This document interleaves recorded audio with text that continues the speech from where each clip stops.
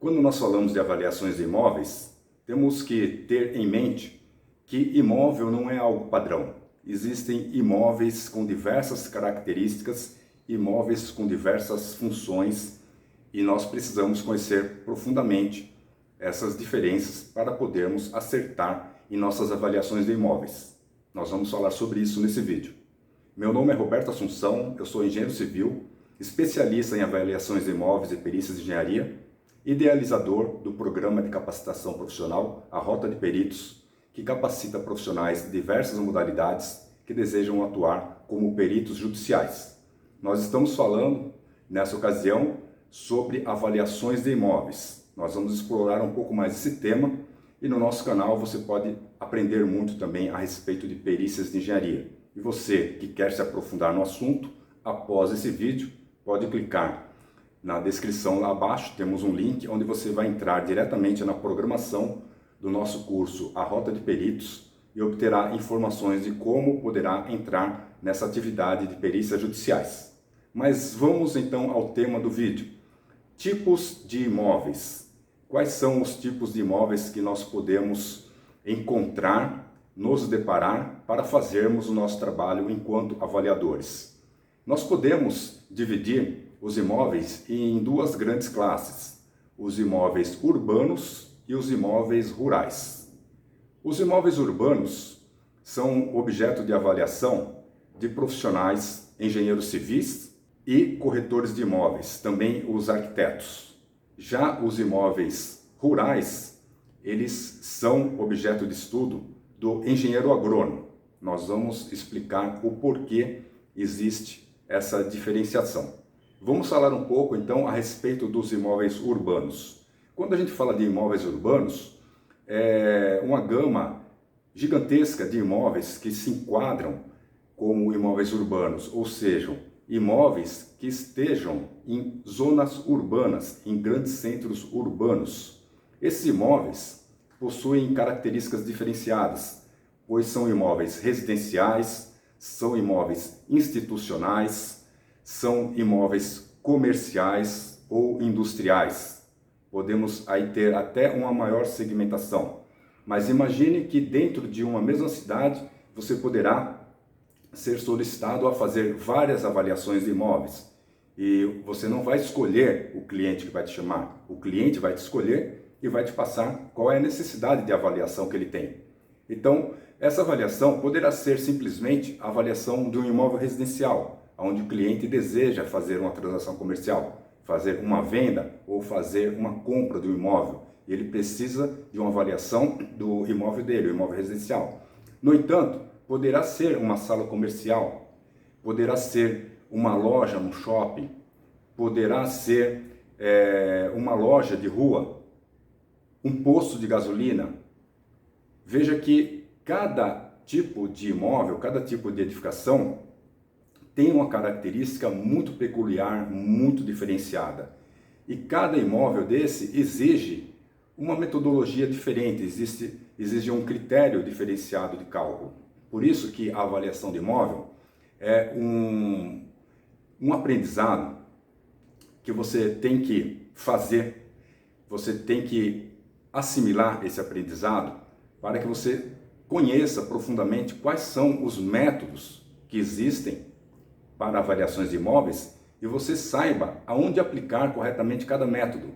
De repente você conhece alguns métodos, não conhece todos, mas de repente o método que você conhece ou você domina não se aplica àquele imóvel que você vai avaliar.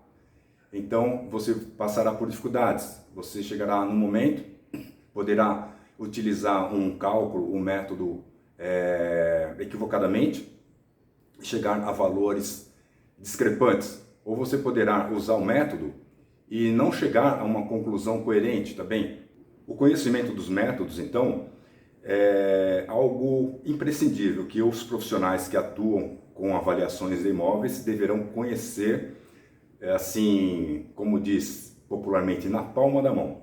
Você tem que conhecer os métodos, você tem que conhecer também critérios de depreciação, porque eventualmente, dependendo da finalidade da sua avaliação, você vai ter que aplicar a depreciação no imóvel, principalmente quem trabalha no setor de seguros, Muitas vezes nós precisamos calcular o valor de novo do imóvel para a determinação de uma indenização, mas também temos que prever o valor em risco, que seria o valor de novo aplicada à depreciação, porque o seguro tem regras e essas regras elas contemplam que temos que apontar esses dois valores, porque dependendo da ocasião será aplicado a regra A ou a regra B, por exemplo.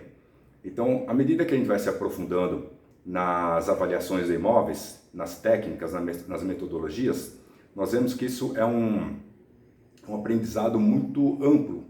Não é uma simples tomada de preço, avaliações de imóveis, como muitos profissionais, infelizmente, imaginam que seja. Então, voltando, recapitulando, nas avaliações de imóveis urbanos, quem são os profissionais indicados são os engenheiros civis, os arquitetos e os corretores de imóveis. Já nas avaliações de imóveis rurais, os profissionais indicados são os engenheiros agrônomos, porque as avaliações de imóveis rurais têm particularidades diferenciadas dos imóveis urbanos. Nas avaliações de imóveis rurais nós temos benfeitorias específicas, então nós temos culturas de café, culturas de soja, culturas de algodão. Então, se um avaliador de imóvel rural precisa fazer uma avaliação de uma propriedade, ele não vai avaliar só a edificação que tem na propriedade, ele vai avaliar sim as edificações que tem na propriedade, ele vai avaliar edificações que são específicas do meio rural, como aviários, pocilgas, galpões, silos, né? Então ele tem que ter um conhecimento mais específico desse meio em que ele domina, que seria o meio rural. Eventualmente, esse avaliador também vai fazer avaliações de máquinas, de equipamentos, se ele for capacitado também em engenharia mecânica ou engenharia elétrica, ou pode pedir um avaliador especialista nesses segmentos. O fato é que algumas perícias também podem ter uma característica multidisciplinar.